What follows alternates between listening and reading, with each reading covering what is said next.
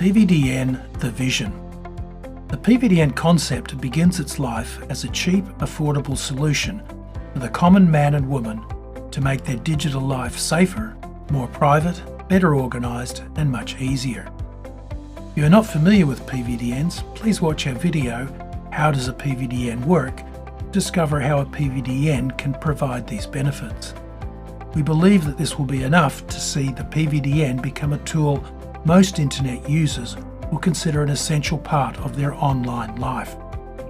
But our vision goes much further than that.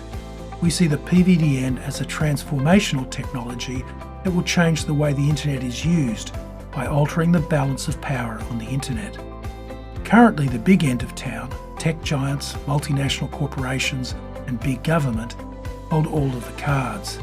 We have seen how small, clever startup companies are purchased by the tech giants, and their innovative ideas are absorbed into ever larger and ever more powerful internet providers who seek ever more control to build their empires. Of course, the tech giants' success is based on providing customers with what they want, and we love the devices and services they provide. But the basic rules under which these devices and services are provided are pretty much 100% determined by them.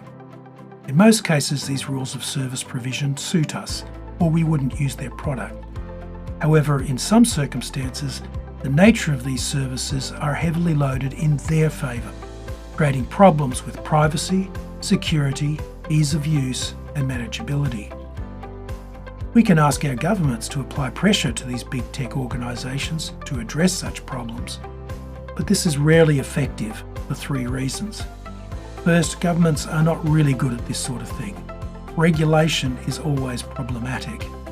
Second, governments are often heavily influenced by the very big tech organisations they are trying to control.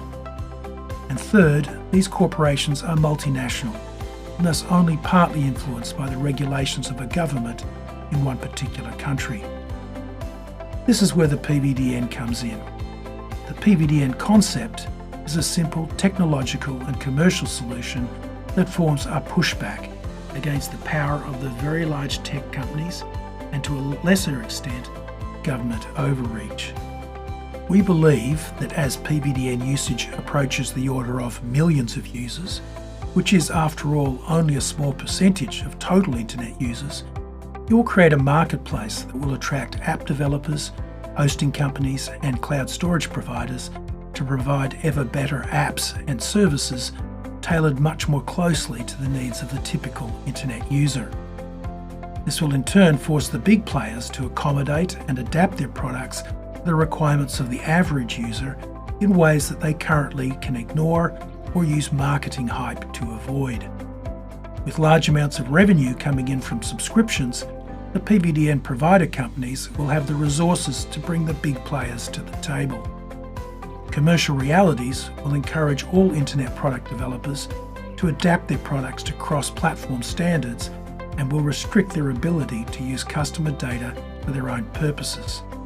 And it will dial back the influence they have to control individual purchasing decisions and overall IT development directions. With regards to government, we believe that a set of large, influential PVDN provider companies representing large sections of the internet user base will be able to work with government to find the right balance of control and convenience versus personal autonomy and privacy.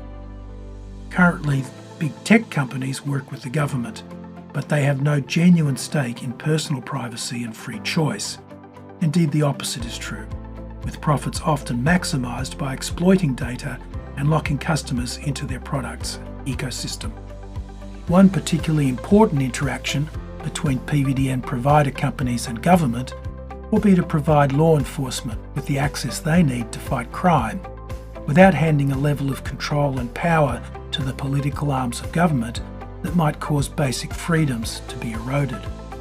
Exerting influence on government costs money, and the success of the PVDN as a technology will provide an income stream to organisations that are selling to the public the very rights that overreaching governments might seek to dilute or destroy. In short, we see the concept of the PVDN as capable of returning a sense of balance to the internet that it lost as it grew from the idealistic beginnings to the commercial, social and political behemoth that it is today. Fundamentally, the current power imbalance has been created by the formation of vast oceans of aggregated data. This aggregated data is of tremendous value to commercial organisations and government. There are many advantages to this aggregated data, and the PVDNs will not see the end of aggregated data. What the PVDN will do is to capture much of people's personal information in a non-aggregated format, giving each individual a level of control over their identity and information that is not possible when all data exists in vast data warehouses with nothing but assurances and difficult to implement regulation to protect it. To guarantee that this vision of a redress of balance is achieved, we believe it is important that three commercial characteristics of PVDN service provision are maintained.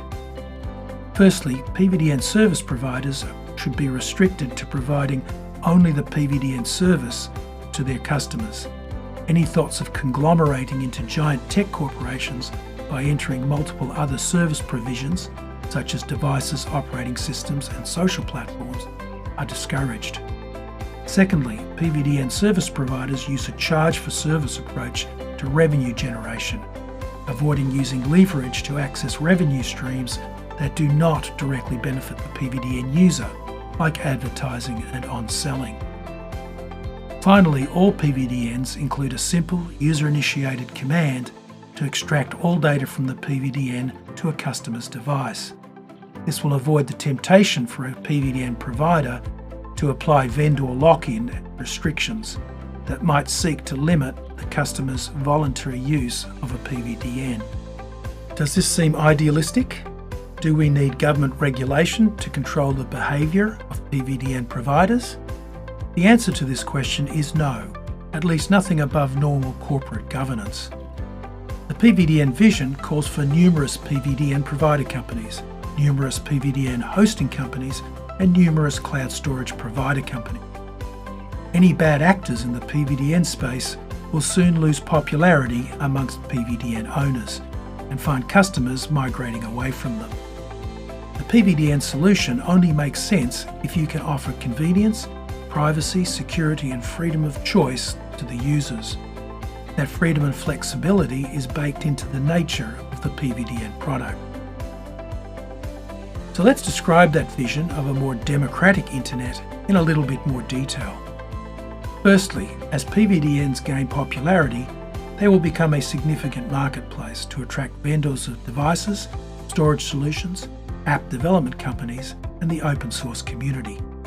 In its basic configuration, the PC will act as a data repository and data replication solution that sits on top of the very good hardware, networking and application services that exist today. As time and the numbers of PVDN increase, it will become profitable for device vendors to build PVDN-friendly features into their devices. New specialised cloud storage solutions will appear with special features required by PVDN owners to attract the PVDN storage market. App developers will produce new versions of their apps that take advantage of the PVDN primary and secondary storage to make their products even more attractive to users. This will be particularly true for apps that deal in personal information that a typical internet user would prefer non-aggregated. We envisage apps such as home security, home automation, fitness, password vaults, personal finance and insurance records, health records, and digital wallets will offer versions of their software tailored to PVDNs in order to reach the market of the privacy-conscious individual. We also envisage the open source community playing an important role, developing apps and utilities to allow the PVDN to better integrate with existing software, including email, other messaging clients, word processing, spreadsheets, and other office productivity software, to fill in usability gaps and features that the commercial vendors miss. We would envisage entirely new apps and ideas supplied through the open source community. For this to happen, we envisage various data standards, API definitions and protocols to evolve, which will enable connectivity and collaboration between various vendor products and the PVDN offering. With an internet full of PVDNs, we foresee direct inter-PVDN communication with entirely private chat, messaging and file sharing between PVDN users. This will create private social networks, providing the same features as Facebook or Snapchat, but without the messages and images ever being publicly aggregated. Will a PVDN-based social network like this wipe out Facebook? We don't think so. The private PVDN-based social network will be the ideal complement to the current public social network.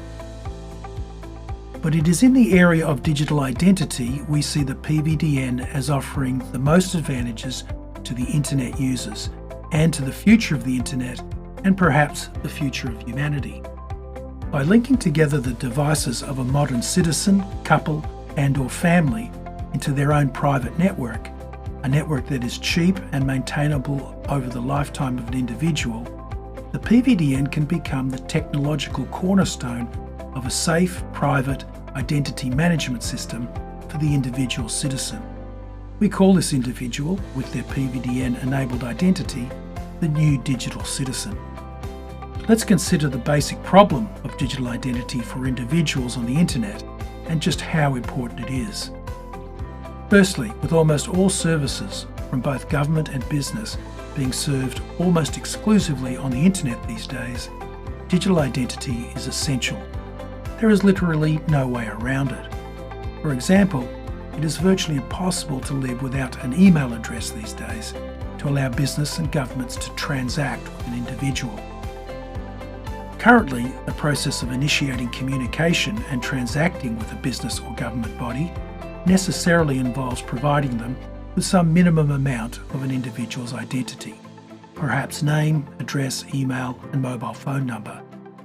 In other cases, in order to further establish identity, we may be required to reveal date of birth, answers to personal questions, driver's license number, or more personal identity information. The obvious problem here is that, as we interact with ever more government bodies and businesses, our identity is being spread ever wider across the databases of the internet. The more this process continues, the more risks of identity theft escalate. In addition to identity theft, there is the inconvenience and tedium of constantly and repeatedly having to enter the same identity information. And then there are more problems when some part of that identity changes, for example, change of address. This situation has long been recognised as an exponentially increasing identity management problem. The logical response is to centralise the process of establishing identity into ever larger centralised authorities. This process of centralising identity necessarily involves putting the very ability of a person to earn a livelihood and to exercise their rights as a citizen into the hands of a relatively small group of people, be they in government or private enterprise. Well-meaning or not, bureaucracies and large powerful corporations tend to be a nightmare to deal with. Trying to resolve these identity issues with centralised authorities is difficult enough already. This concept of turning over the management of identity to centralised authorities involves a loss of control that most people will find dangerous and unacceptable. Solving the dilemma of digital identity requires several things. To avoid putting too much power into the hands of a few, it requires allowing individuals to privately and securely manage their identity themselves, using their own identity manager. This identity manager must be able to hide important elements of their identity and at the same time be able to selectively expose elements to selected authorities and organisations. For an identity system to work properly, it must be available for queries 24 hours a day, 7 days a week. Such a personal identity system must be within the price range of every individual. It also must be capable of remaining operable throughout the individual's lifetime and not be affected by purchasing and disposing of devices. Bingo, we are back to the PVDN. A PVDN is the technological ingredient required to make the new digital citizen a reality. The manner in which such a system will operate are described in our video, The New Digital System, which we suggest you watch if you want to understand this concept fully. So let's say at some time in the future, PVDNs have become ubiquitous in the internet landscape. The vast majority of internet users have availed themselves of a PVDN for whatever reason, and now have an automated digital identity service permanently on the internet. What will that mean for everyday life?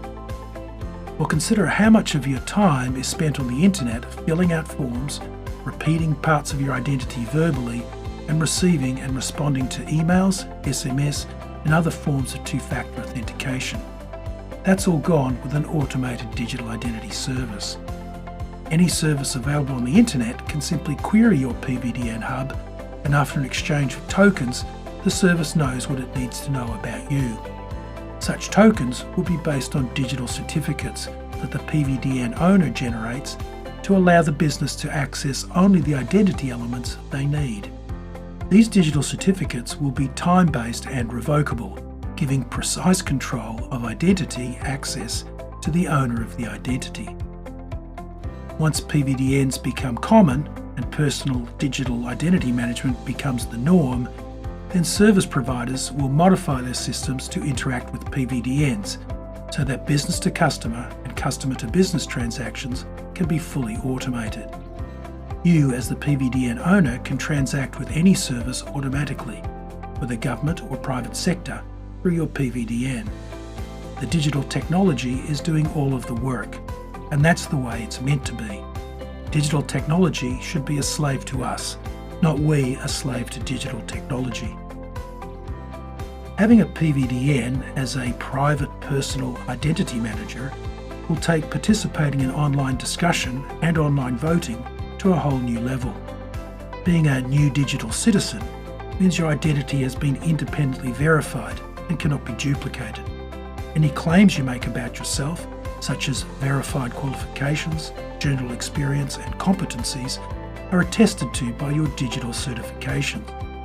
Your engagement as a qualified voter and/or qualified expert is digitally verifiable, raising the level of online debate and sampling of opinion to an entirely trustworthy standard. Could this be the beginnings of a new foundation for the democratic processes we value so highly in the West? It's just possible. Reliable, electronically verifiable identity opens up new vistas of online PVDN to PVDN trading. And we can envisage a PVDN to PVDN circle of trust system, allowing new connections to be forged across communities of various kinds, locally and around the globe. Each of these ideas, and no doubt many more, will require exploration that is well outside the scope of this video. Our point is this: just as the Model T Ford transformed society by bringing mobility to the masses, the PVDN will transform our digital lives by bringing digital identity and internet presence to today's masses. Of course, if in the future PVDNs become the cornerstone of identity and transacting with services, then the reality of technology and security failures has to be addressed. Technology failures can be handled by the existing cloud infrastructure. Cloud infrastructure is built with redundancy and failover baked in, protecting your precious data and identity. And remember, you should always have an encrypted backup of your PVDN data on a local device, making your data protected against even the unthinkable.